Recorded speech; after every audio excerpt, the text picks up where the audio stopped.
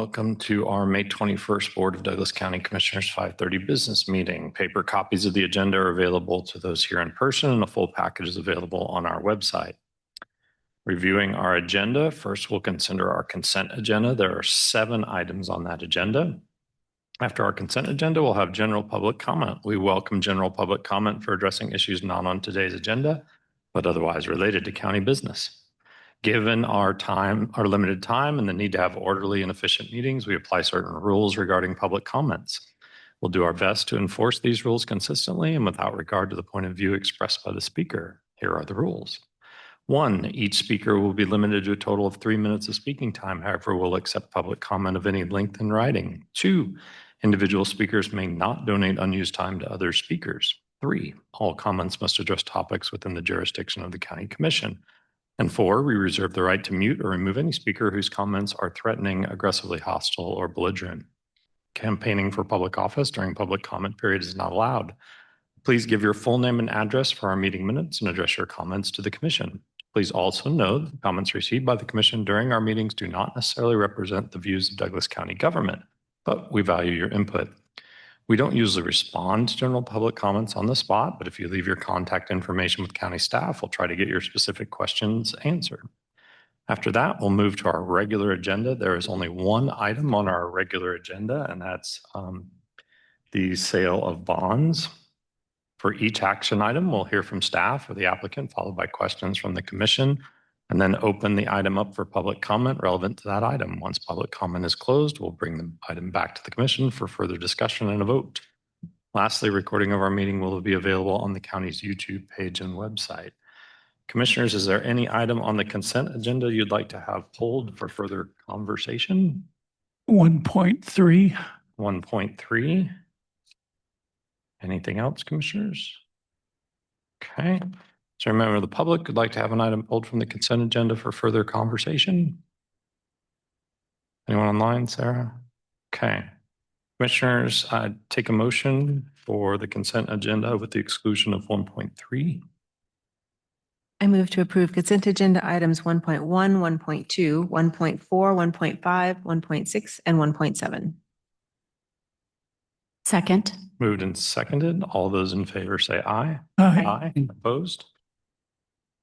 Okay, before we go on, I should have said earlier, Commissioner Reed is not here this evening. So if you're listening in and you don't hear Commissioner Reed, it's not that she's being quiet. She's just unable to join us today.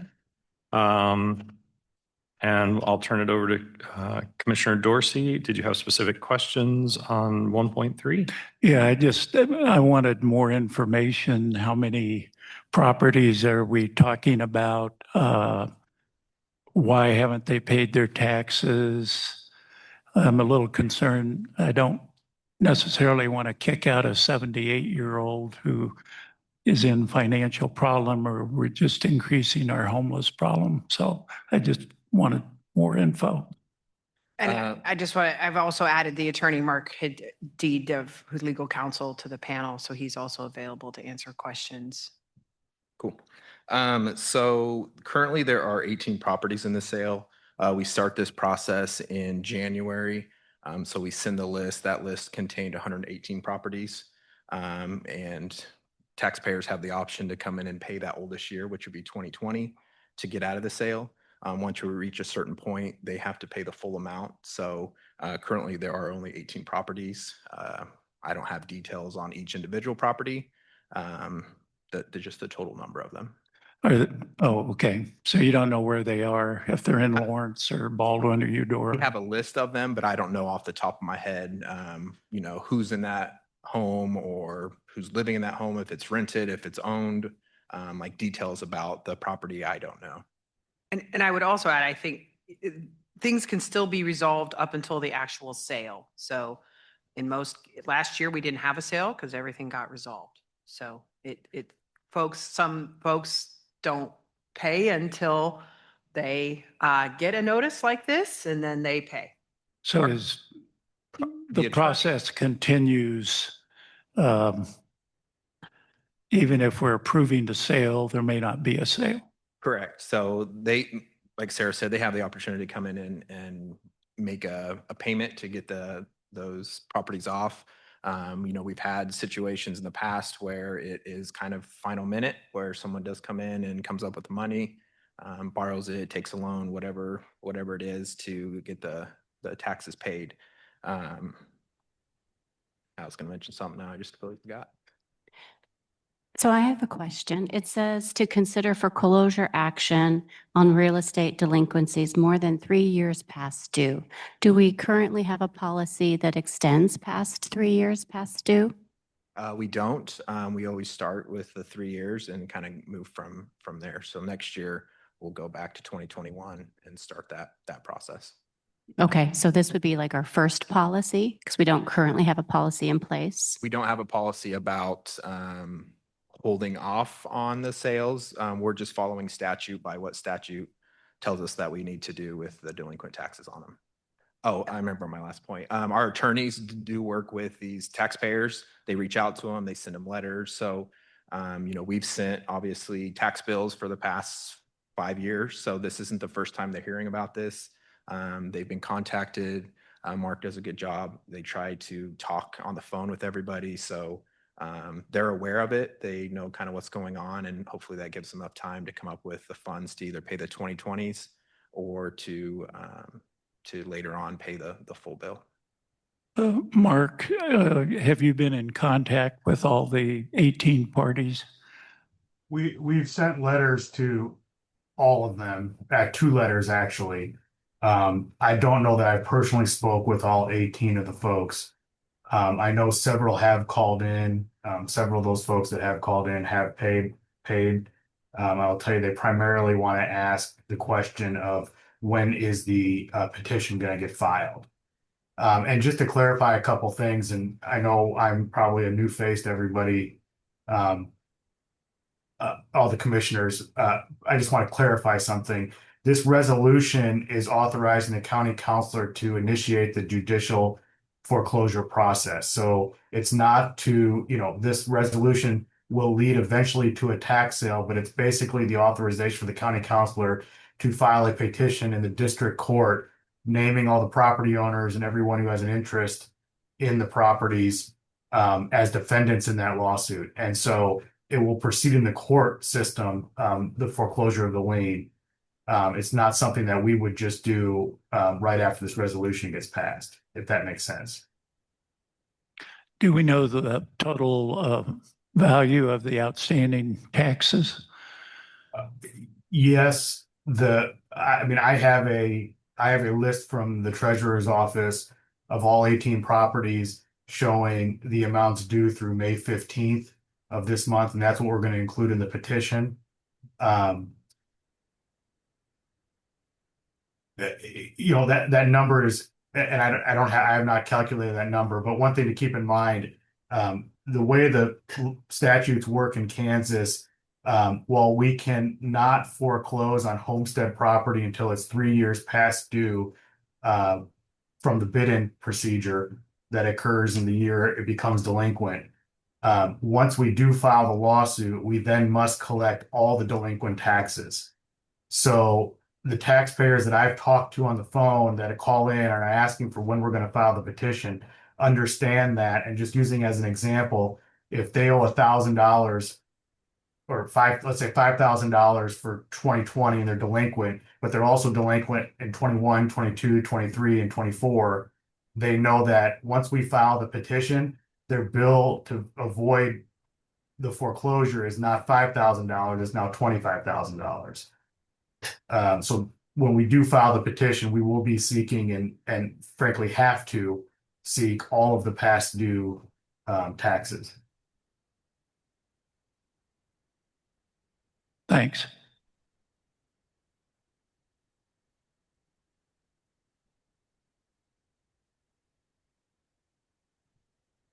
So is there a reason we are seeking the past due taxes? For all the years? Correct.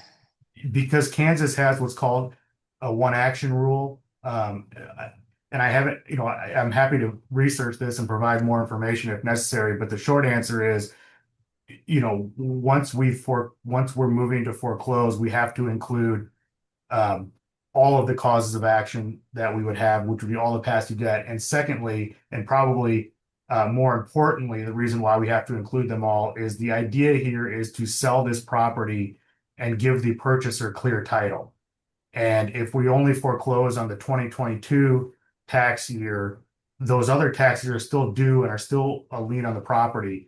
And so there wouldn't be clear title after the sheriff's sale. So it's only up until we file that with the courts that they have to pay the full amount. So we haven't done that yet. So right now, like he was saying, if someone owes $5,000 in 2020, they can come in and pay that, gets them out of the tax sale for this year. Of course, if they don't pay any more, then they'll be in it next year, and kind of the same process. They'll pay it. We do have some taxpayers who do that, which is fine. But up until we file with the courts, not everything is owed at that time. I guess the question I'm asking is, oftentimes I hear that we allow a lot of grace with individuals, with community partners. And so I'm wondering why we're not allowing some grace with some of these homeowners that have not paid their taxes. So I'm wondering why we are collecting. Do we need the money? Commissioners, I think out of fairness to other taxpayers who have paid their taxes. I realize, but I also realize that these are people's homes. In some cases, yes. In some cases, they might be a business. And so I do go back to Commissioner Dorsey's question about wanting to maybe understand the roster. And so maybe I would prefer to maybe see the roster and better understand what it is that we're actually looking at. I think we could Before do we that. would actually vote on this. So we could table the item and bring it back, but we are really limited by state statute about how much flexibility we have Okay. in terms of taking individual cases here. So this is really lined out by state statute here. So, and we're following state law. Okay. All right. And I might add, just for more information, there's a statute, and I'm not putting my finger on it right now, that if the county does not move to foreclose on the past due tax, the 3-year past due tax rolls, the city in which the property sits can then do it. And so, it appears that the statutes are written in such a way as that this would be, the lien would be foreclosed after it's been past due for more than 3 years. So even if we had I'm giving no opinion because I've not looked at the issue as to whether we could even legally make exceptions for certain homeowners. Even if we did, but if we did have that exception, the city in which it sits could then foreclose the lien and basically take it out of our hands. Because you have to remember, these are taxes for more than just the county. They're taxes for everyone that we collect taxes for. Okay. All right. And so there aren't School also districts. medical exceptions, or because we don't really know the individuals that these are associated with. Well, you and I don't know the individuals. But They know. But the treasurer's office works closely with these folks, and we offer lots of different programs and, homestead option, if there are options that we can do here, I know Adam's staff works closely with them to exhaust any options that they have available to them. But I do not know that, in state statute, that you can make individual exceptions to this, that the county commission has that power. The state statute doesn't have any language about exceptions. So we in the past have never allowed exceptions for, a medical or whatever situation they're in.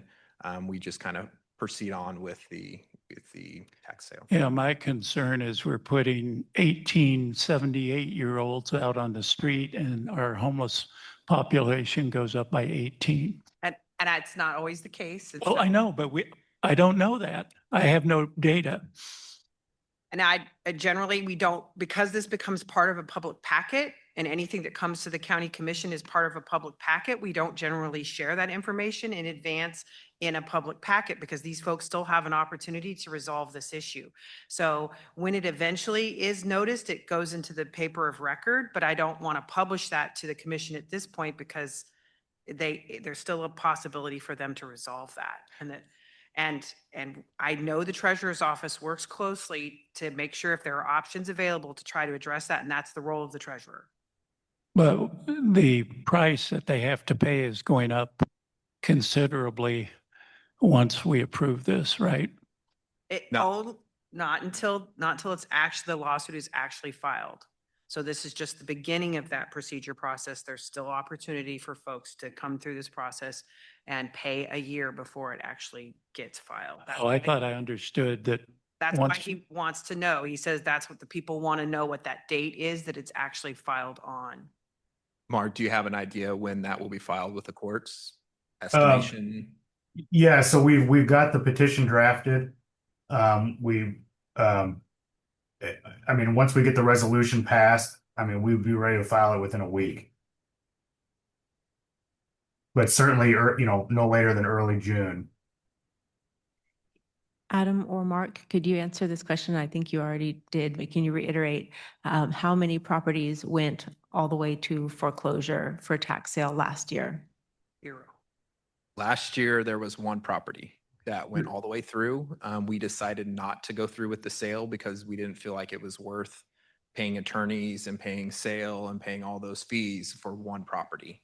A lot of times they are vacant corner lots, little strip of land that was missed in a parcel combination or something like that. So last year was one. I think the year before we might have had maybe 4 or 5. And at this stage of the game, how many properties do you think were on your radar for when this at this stage? So presumably all the rest, but that one would have gotten resolved. I think it's really hard to say. And It is. anytime we guess we're wrong on this, and I think we try really hard to get everybody paid in some manner so that we don't have to do this, because this costs us money to go through the sale process. So we work really hard to get some sort of payment made if possible. I appreciate the questions, commissioners. I will be hesitant to suddenly start determining who has to pay taxes and who doesn't.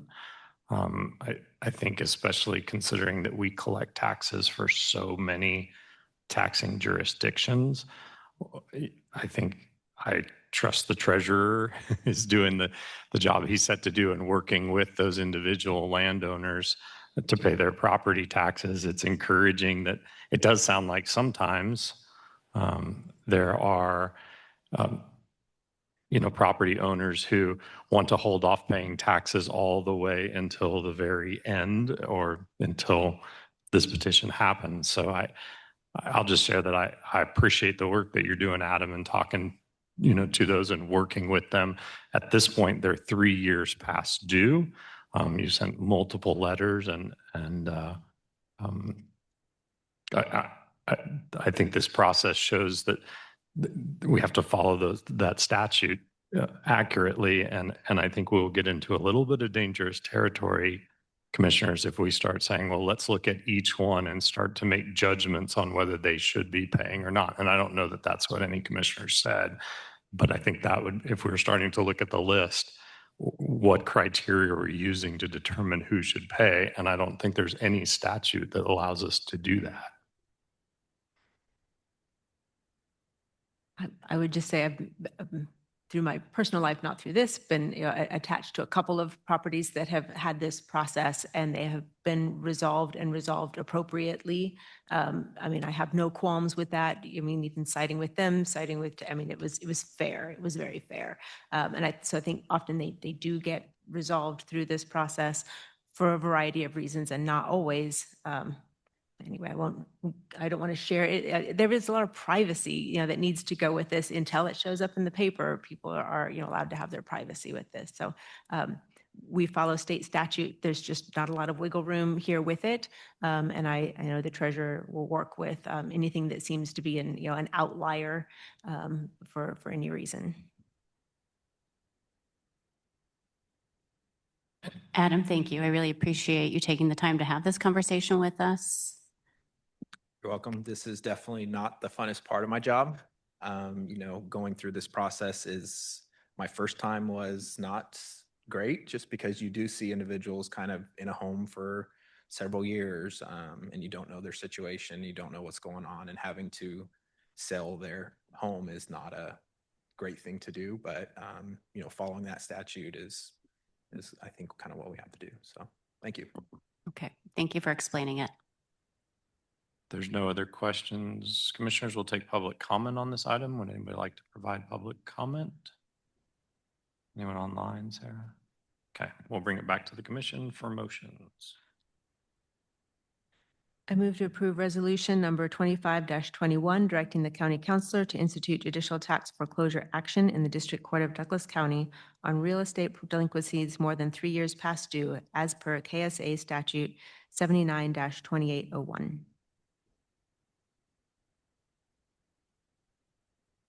I'll go ahead and second.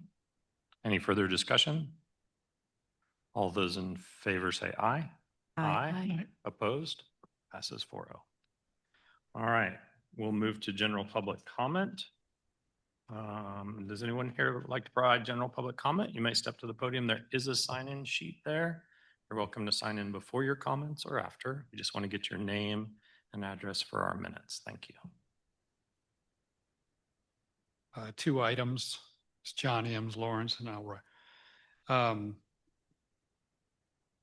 had some people share with me regarding the KU Gateway project that they know of construction staff that's on that work.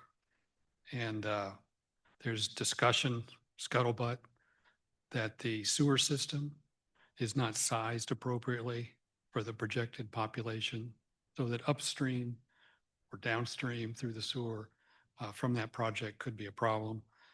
I'm not an expert in that topic, but the question stands whether you've done a sewer study or having one done. So be that as it may. On another topic, you may know that Department of Transportation has threatened to end transportation funding to cities if they enforce affirmative action laws that are based on a person's membership in a protected class. On April 28th, the federal administration also released an executive order directing the Attorney General and Secretary of Homeland Security to compile and publish a list of sanctuary states, counties, and cities. The Lawrence City Attorney saw fit to suggest a state of emergency in which the city suspended enforcement of portions of ordinances, resolutions, etc., that are inconsistent with the federal laws identified in the DOT letter. I watched a number of citizens protest this suggestion. Citizens do not agree with the attorney's response. They have been told that only 3% of the city's budget is at risk. However, my understanding, a substantial portion of Douglas County's annual budget is also composed of federal tax dollars. While the city is not a sanctuary city, the county has been documented as such. I do not believe the county has been transparent with citizens how much of its budget is made up of federal dollars, nor, I believe, is it obvious to citizens how much cost sharing occurs between the county and the city. The county has previously heard an objection regarding enforcement of laws and policies applied to protected classes. Steve Miller, the White House Deputy Chief of Staff and Associates, sent a letter in December 2024 to county commissioners, which stated in part that Douglas County is breaking the law regarding sanctuary policies. The accusation was denied by the chairwoman in the local press. However, the accusation sets precedents for further federal investigation, and in light of the accusation and in light of the reference DOT letter and the recent executive order, a future threat against county federal funding. DOT is not the only source of federal funding for the city or the county. The LDCHA is substantially made up of HUD funding. Far more of city and county budgets are at risk. Prudence would suggest a more transparent budgetary report to make visible to citizens both county and city federal funding amounts and the cost sharing that occurs between county and city. Thank you. Any other public comment? Anyone online, Sarah? Okay. We'll close public comment and move to our regular agenda item, which is to consider a resolution authorizing and directing the issuance, sale, and delivery of general obligation sales tax credit improvement bonds. Series 2025A of Douglas County, Kansas. And invite Ben Hart with Baker Tilly and Garth Herman with Gilmore and Bell to come forward and talk to us about the results of the bond sale. First of all, I want to thank you for your consent in moving the sale to today. I think it proved worthy. The results today, we had at 10 o'clock, we sold 55,750,000 to be exact in general obligation bonds, Series 2025A. And by 7:20 this morning, we had 7 registered bidders. By the time the sale happened, we had 10. So that was what we were hoping for on the 7th when we told you guys that we wanted to move it. Of those 10, we received 3 bids of what I would classify as some of the bigger banks. When you look at the 10 registered bidders, a majority of them buy Kansas bonds. Douglas County especially, you'll see the same people over and over. And it's because of your strong credit.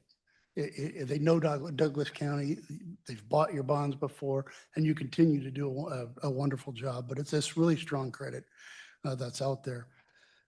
The 3 bids, Wells Fargo, Robert Baird, those are the top 2, and then Morgan Stanley was the third. The lowest bid was 4.19% true interest cost, and that was Wells Fargo. Baird bid 4.30 and Morgan Stanley 4.355. I guarantee those other 2 probably wanted another shot at that so they could get underneath that 4.19. Just as a reference, the AAA market just today at one point in time was 4.16. So that kind of gives you a benchmark of where you landed. Now, I can't say that that's what was going to take place today if you're a AAA. I believe what we got is probably the results we were going to get if it was AAA. There's still a 5 to 10 basis point swing potentially there, but it's a really good, I think that's a really good result. So what our staff does is go through the bid tabs and the bank's math to make sure it's right. Unfortunately, there are bank errors in math. So we go through, make sure it's right, adjust the numbers. They actually bid a premium around $4 million. And that's really the right to receive higher interest rates later. Gets you the same position you were in. It just gets them a better deal to resell those bonds. That actually allowed us to bring the debt down.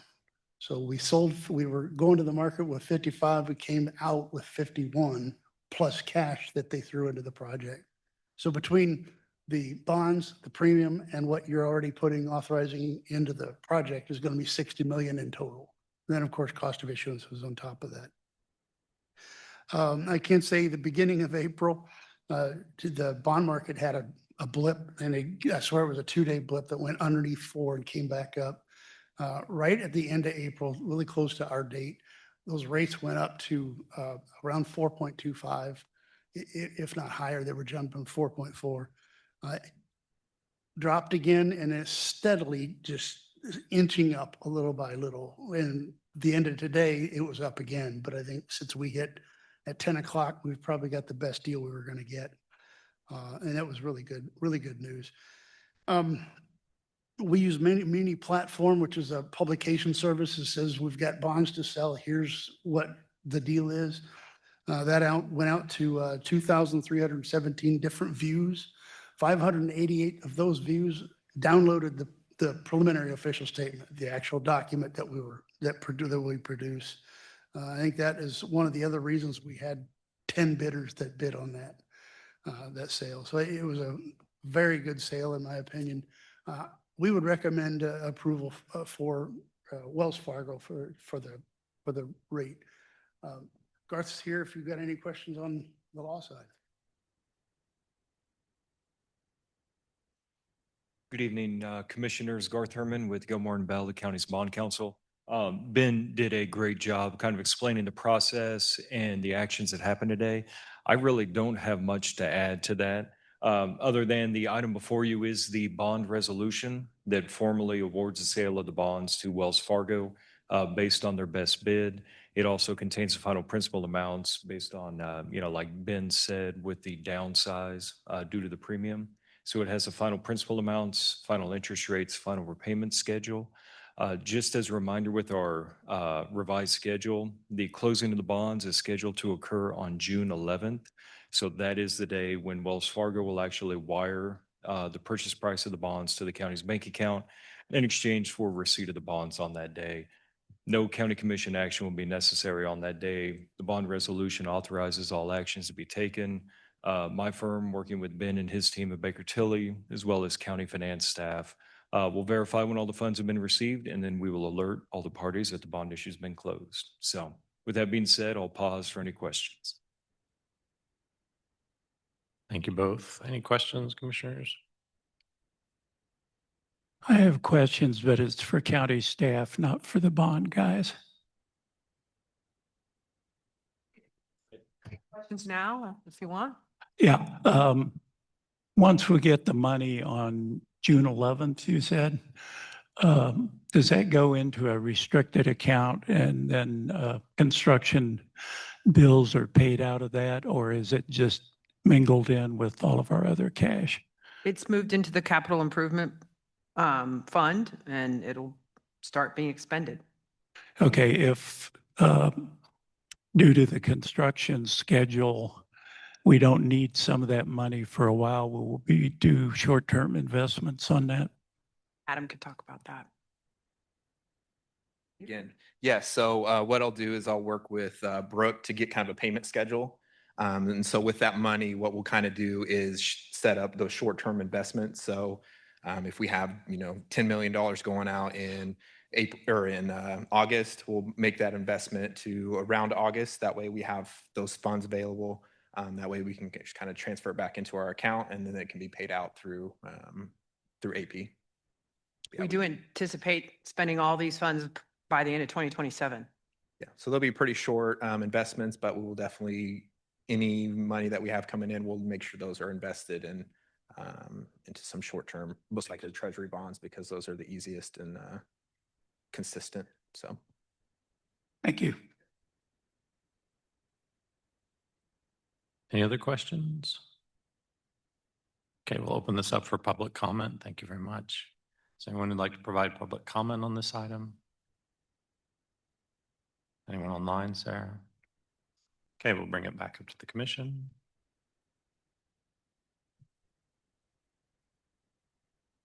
I'll make a motion unless I do there's. have a quick question, Patrick. Do we invest that money locally?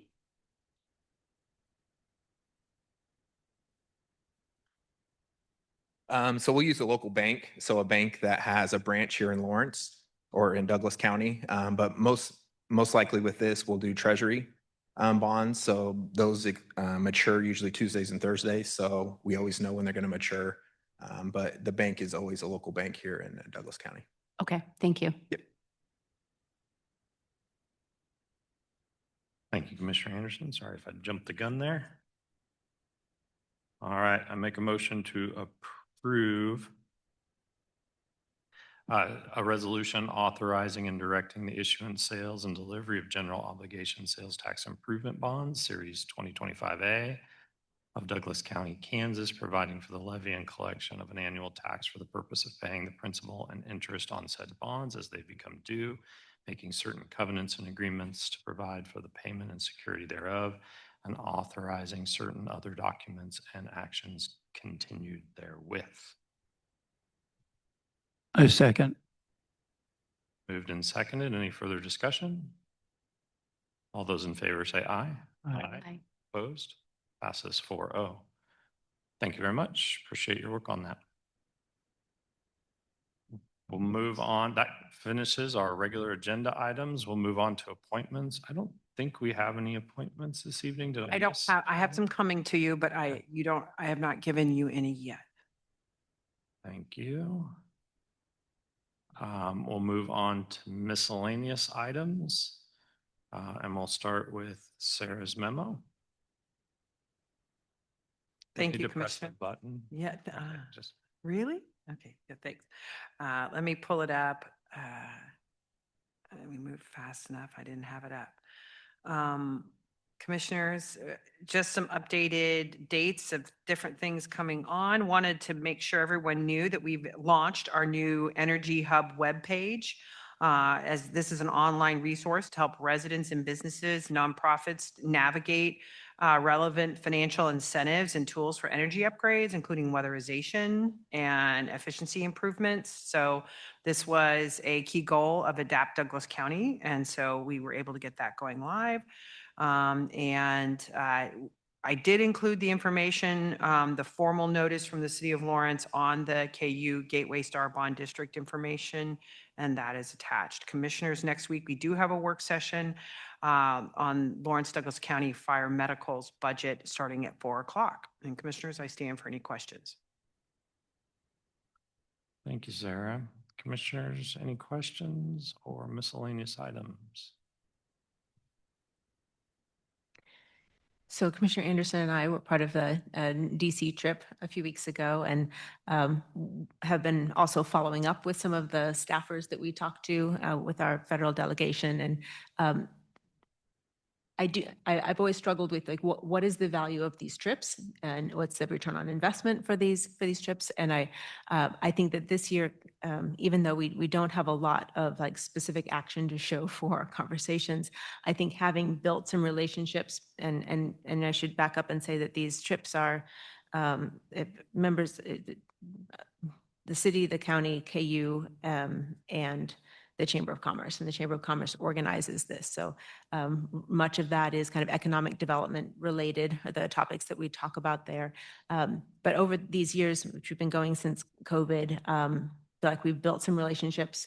Our delegation tends to always meet with us. I mean, the actual person, we also talk to staff people too. This year, we were not quite that lucky. We did not have our senators meet with us, either one of them, but both of our representatives did. And then also Representative Sharice Davids, who is outside of our district, but we met with staff from her also, her office.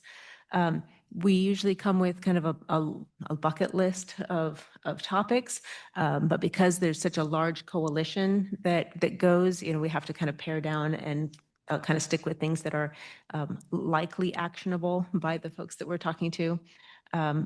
One of the topics that I'd say I do think was heard and that we got recognition on, and it seems to be moving forward in that direction, was protecting the free of federal taxes, the tax-free municipal bonds like we just did now, which is key to us being able to do a project like we have here, but it's still pretty rare, a rare tool for us. But the cities really require that in order to do any kind of infrastructure work whatsoever. Their infrastructure work is far more expensive than ours, and that was quite a threat to think that would that method of paying for things would be lost in a short term without being able to make up for that difference. But that was one of the things that was on the table. And I think it's less on the table. Nothing's completely resolved now, of course. In terms of the return on investment, that's one piece to look at.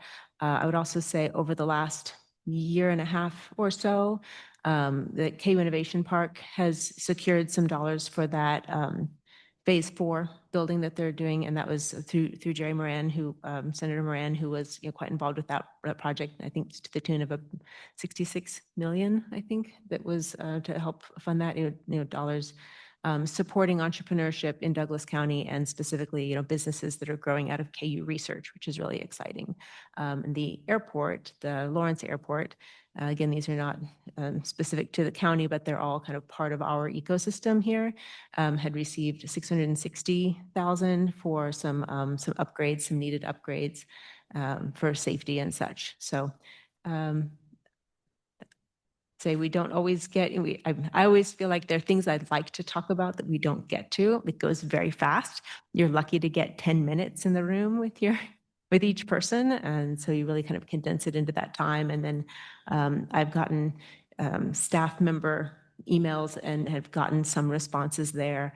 Of them, I would say Representative Mann's office has been most responsive to me, both through emails since that trip, but also getting phone calls back from the emails that I had sent kind of just through their websites, just kind of keeping them apprised of issues coming in Douglas County. And even though the call that I got back here recently was about the loss of our lease agreement for our USDA service center in Douglas County, and they're aware of it, they're working on it.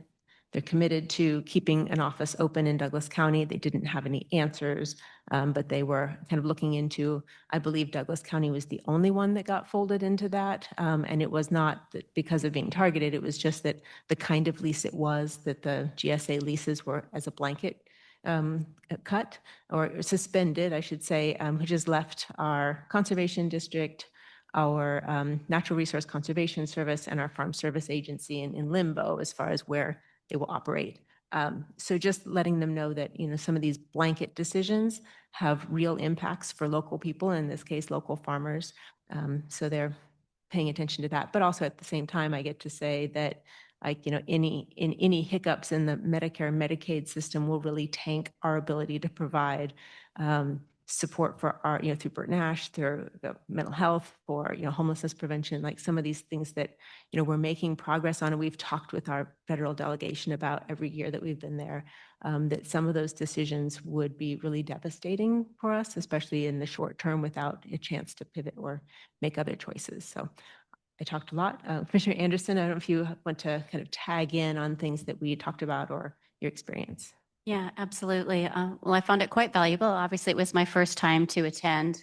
And so relationship building and networking was high on my list. And so some of the topics that we also covered related to Baldwin and Eudora and their infrastructure grants for a raise, and connecting back to Ottawa as well for their trails.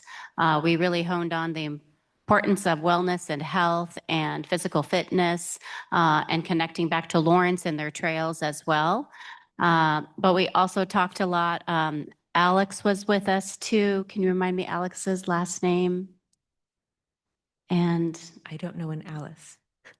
uh, Oh, Alex Redcorn. Yes, Yeah, Alex Dr. Redcorn. He was Thank there you. as well, supporting us in relation to talking about Haskell. And I think that really helped us continue that message as well, and the work that he's been doing to really help them develop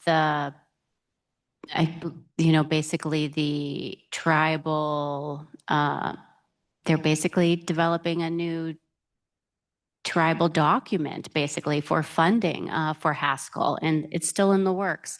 And we had a lot of dialogue around that. And I want to say that everyone we talked to, I felt, was very receptive to the conversations that we had. They really leaned in. They asked a lot of really good questions every single time, whether it was the aides and or our representatives that we spoke with. I felt that everyone was very interested in the topics that we actually brought to the table. And when we left, everyone seemed very interested in continuing to connect with us. And so I felt that it really opened doors for us to continue this dialogue. As you said, you've had a lot of really good connections since. I have felt the same. And so I really hope that we can continue to grow these relationships and hopefully bring the funding back to Douglas County. Commissioners, do you have any questions about that process? I don't. Thanks for the overview. Questions? My turn. Okay, I'll see if I can talk more than Karen tonight. I have a statement that I'm going to read regarding Bert Nash. It's primarily for the viewing audience, not necessarily anybody in here. Well, maybe a few people in here, but I'll go ahead and read it, and then I'll give you my ask, if you will.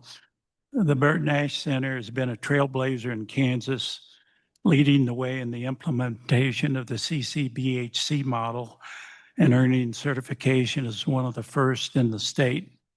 With over 400 employees, has it become a cornerstone of our community, providing meaningful jobs and essential mental health services, achieving CARF accreditation and launching the state's first licensed crisis intervention center through the Treatment and Recovery Center of Douglas County are testaments to its impact and dedication. And remember, the TRC will invite anybody in, whether they're severely mentally ill or just looking for a spa weekend for 3 hots and a cot and get their clothes washed and then return to their previous lifestyle. But as it was pointed out to me recently, maybe on the 10th visit, they'll decide to change that lifestyle for something better. All of this good work, though, has come at a significant cost. The unwinding of Medicaid after COVID, failure to expand Medicaid by the state legislature, continuing low reimbursement rates from private insurers, and exploding demand from residents for services has consumed all of Burt Nash resources. Services provided by all of Burt Nash in 24 were 18% higher than budgeted, total visits 9% higher than budget, and Medicaid visits 8% lower. While a Medicaid visit is $400 and some odd, the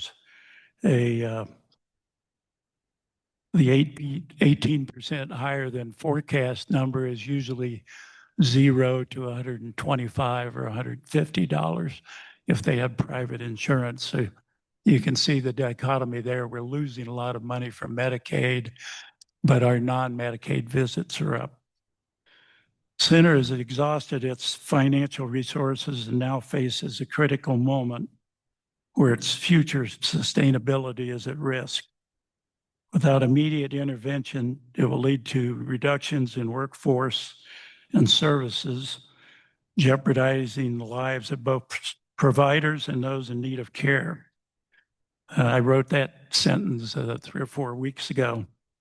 Today, I understand through a newspaper article, there have been staff reductions announced at Burt Nash, an early retirement program, and also salary reductions for non-represented employees. The county commission can assist in this effort as they try to right-size their group by articulating a clear statement on indigent care costs in accordance with state law. We also need to have a community conversation on the use of the collected sales tax funds in the future, as well as the money currently sitting in the bank account. County taxpayers approved a 0.25 sales tax in 2018 to build and operate the Treatment Recovery Center of Douglas County, improve access to psychiatric care and coordination and outpatient services, expand RAP to include schools in Baldwin, Eudora, and Lecompton, implement nationally recognized zero suicide initiatives, and convene an opioid crisis summit in Douglas County. These have all been accomplished and a lot more. I would accuse the county and Burt Nash of mission creep in the interest of serving the ever-expanding demands for mental health services, but I don't think we really have a clear definition of what the mission is. We've tried a lot of things. We've experimented. All of this stuff we're doing here in Douglas County is pioneer stuff. The state, the county, and Burt Nash have all required or implemented ever-expanding services and staff to meet the public needs. Today, Burt Nash pays the county over $890,000 annually in rent for the TRC, a facility built with public tax dollars. And the operating agreement limits county reimbursements to not exceed $1.6 million for services provided to $2,284 in 2024. After 2 years of experience of the lease and operating agreement, I think both of those need to be reviewed and modified. Services continue to be needed by a lot more people now than 2 and 3 years ago. In 2024, Burt Nash lost $500,000. And in 2025, if current trends continue, we'll lose another $3.2 million on a budget of around $42 million. And with no cash reserve as presented to the commission on February 26th of this year, this is a community crisis in addition to being a Bert Nash crisis. To solve the immediate financial crisis, I would propose the following. The county should revise the lease agreement to reduce rent to $1 a year, or, as suggested, provide a grant in an equivalent amount. We need to lift the $1.6 million contractual maximum to cover actual losses at the TRC as envisioned in the bond issue and provide funds for indigent care. Bert Nash Management requested an immediate cash infusion from its endowment, and the endowment approved a cash transfer of $1.35 million last week. That is practically all the reserve money in the endowment. When you give to the endowment, you can specify just general needs, or you can have it reserved for a specific purpose. Help cannot wait till the budget cycle, but must be placed on next week's agenda to utilize some of the $15 million in sales tax revenue for the good of the community. The union needs to commit to working with Bert Nash around business improvements that align with industry standards. If we all work together, we can assure the upcoming 75th anniversary of Bert Nash will be only one in a string of milestones stretching far into the community, into the future for the community. So my ask tonight is we put this on the agenda for next week to discuss with all appropriate parties an appropriate plan of action.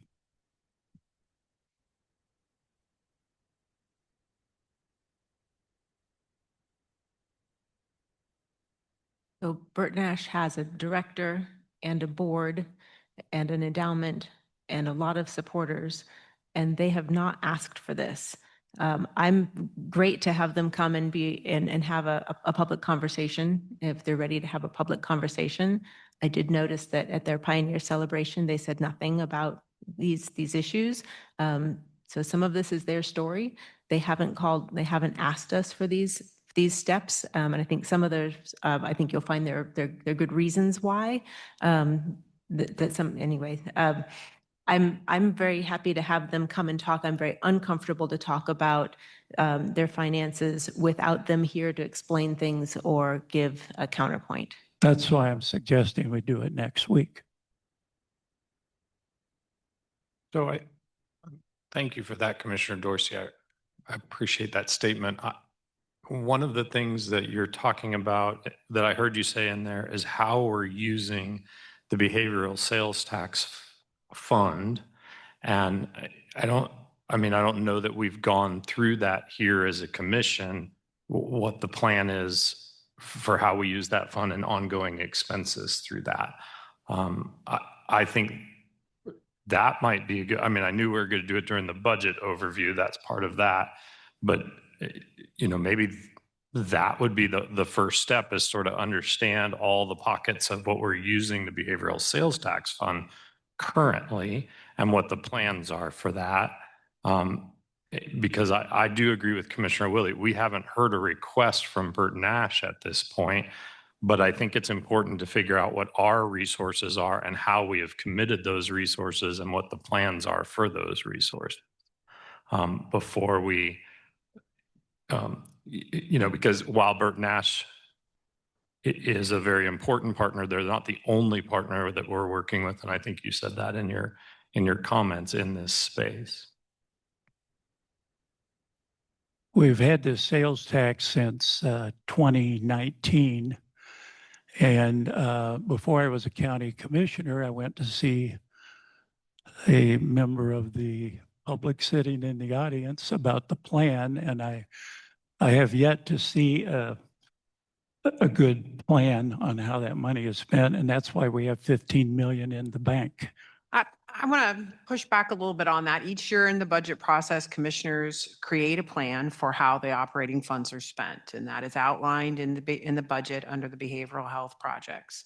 The reserve funds that were collected before the TRC started and before some of the programs were implemented, commissioners last year for this budget year allocated 2.5 million of them to go towards supportive housing in the community.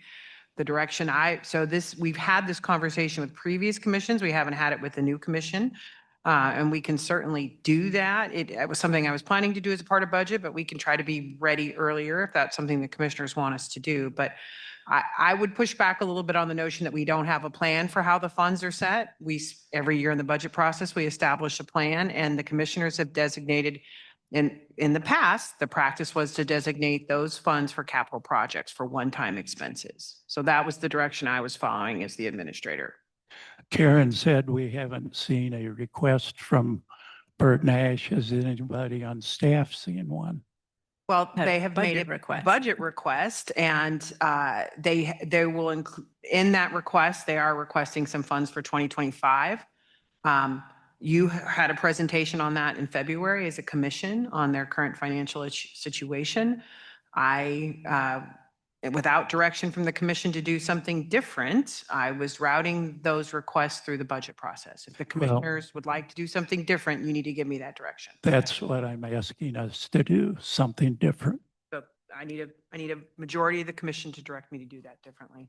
So I actually have a meeting on the books with Patrick Schmitz for Tuesday, and we meet fairly regularly, but that one got rescheduled. But I would think that maybe then that the request would be, do they want to come forward and address these issues at this time, or do they want to wait for budget? So not knowing that, I'm uncomfortable commanding them to come and ask us for money. And I have a meeting with Patrick on Wednesday. And then I would also be in favor of understanding the behavioral health tax fund as well. What that strategy looks like, how we're funding that in relation to Bert Nash, but also in relation to all other entities that are currently funded by it and or could potentially benefit from its funding. So I'll just put that out there as well. Well, then maybe we need to have a community conversation, because when the funding was passed, a lot of things that we charge to that fund now weren't envisioned in the tax.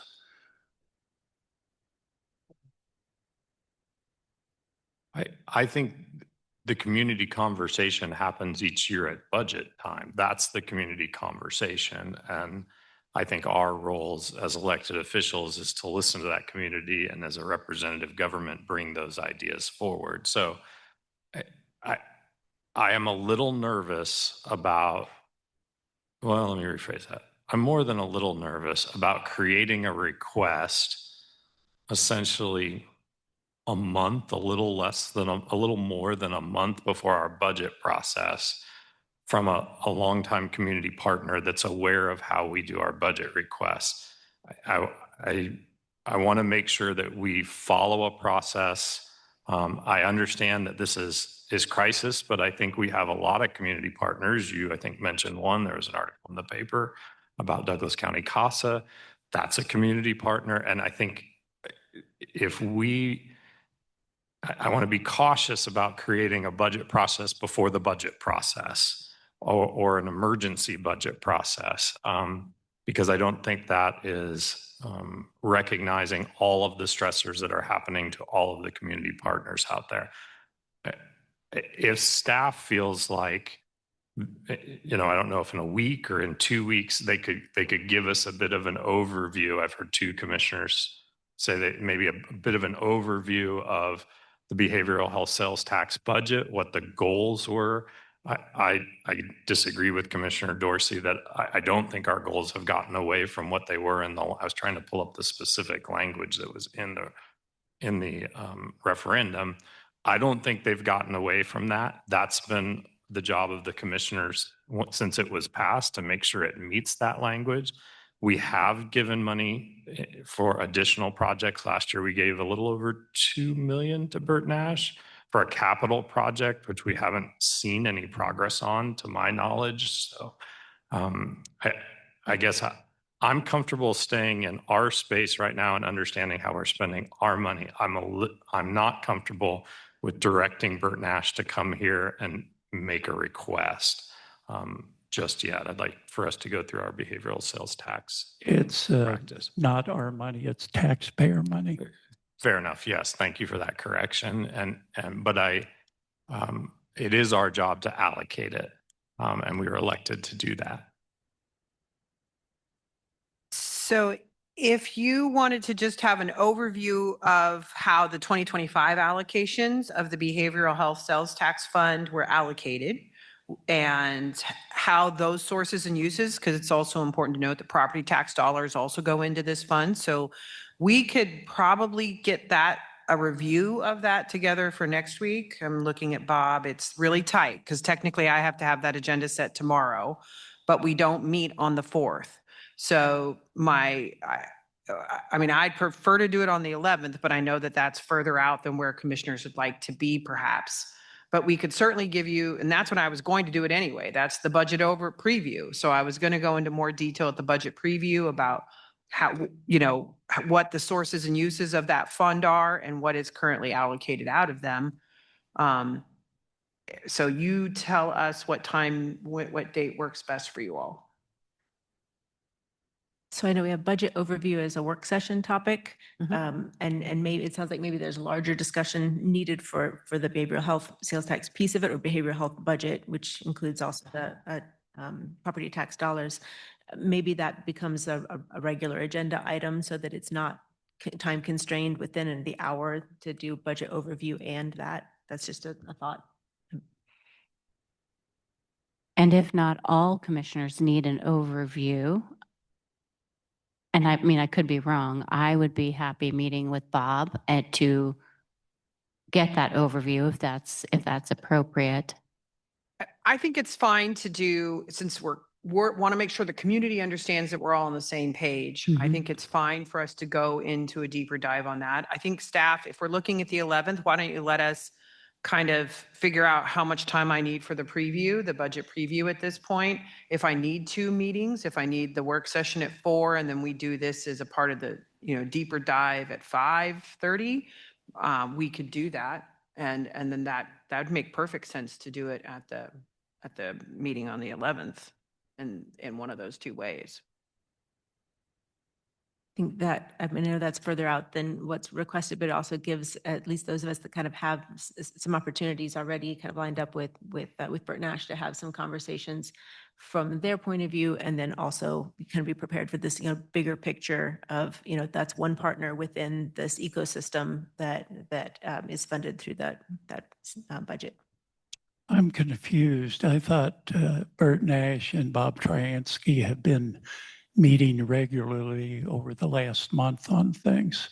They have. This is part of the county administrator's proposed budget development process. So I meet with Patrick Schmitz monthly, but we all meet all the time. We don't just wait and do it once a year. So we've been working on refining and developing that proposal.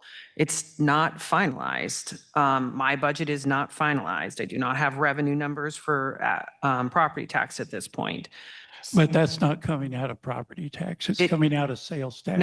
No, Bert Nash is partially funded by property tax and sales tax because they received base funding before the property tax or the sales tax was placed.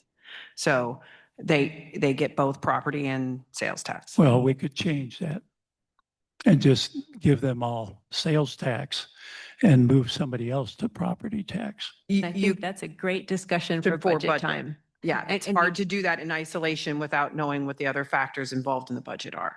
And we did have that discussion as part of our last budget season. So I think will be an ongoing conversation. It's not new. And that's a conversation I can't have on the 11th. I can just outline what's coming into the fund. And then once we get values and in my proposed budgets put together, those are the conversations we have in July. What's the plan if Bert Nash has to close the doors because they don't have salary to make payroll with? I think that's a question for their board of directors. Well, it affects the community though, so I want an answer to that. Do Can we you, get them here next week? I can ask them if they can attend. So you want a separate presentation next week from Bert Nash, not on the financials, but just on maybe their current? I'm concerned they don't have enough cash to make payroll coming soon. I think those are questions for Bert Nash. Yeah, that's what I requested, that they come here next week. I mean, I understand. I think there is a division between what our role is as a supporter of Bert Nash, as a partner of Bert Nash. I'm a little worried about that partnership if we're demanding that they come talk to us. That doesn't sit well with me. And I think they have a responsibility to their board, their fundraising, their governance, that if we start, that changes that partnership relationship significantly if we start saying it's our responsibility to make sure that their doors don't close. I think if there are questions, that's a good conversation to have with their board and their leadership. But I want to make sure that they stay a partner in this space.